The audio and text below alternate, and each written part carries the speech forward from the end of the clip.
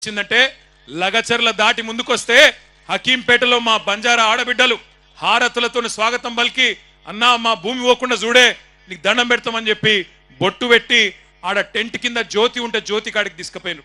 ఏ జ్యోతి అయితే ఆనాడు 8-9 నెలల గర్భవతుండెనో ఇవాళ ఆమెకు బిడ్డ పుట్టింది. బిడ్డ పుట్టి ఇవాళ సరిగ్గా 20 రోజులు. నన్ను సీదా ఆడికి తీసుకుపోయినరు. ఆ బిడ్డ కాడికి తీసుకపోతే జ్యోతి బిడ్డను నా చేతిలో పెట్టి అన్నా భూ పోరాటంలో పుట్టింది నా బిడ్డ, నువ్వే పేరు పెట్టన్నా అని చెబితే నాకు నిజంగానే నా బిడ్డకు కూడా నేనే పేరు పెట్టలే, మా నాయన పెట్టిండు. కాబట్టి మరి నాకు ఇక మా చెల్లె జ్యోతి అవకాశం ఇచ్చింది కాబట్టి నీ బిడ్డ భూమి పోరాటంలో పుట్టింది, మరి నేను 3 పేర్లు చెప్తా, నీ ఇష్టం ఉన్న పేరు నువ్వే చూసుకో అని చెప్పిన. నేను ఏంటిది అన్నది, ఒక వాళ్ళ ఇంటి పేరు పాత్లావతేనా పాత్లావత్. నేనేమన్నా అంటే పాత్లావత్ భూమి, ఒక పేరు భూమి ఆడపిల్ల కాబట్టి భూమి.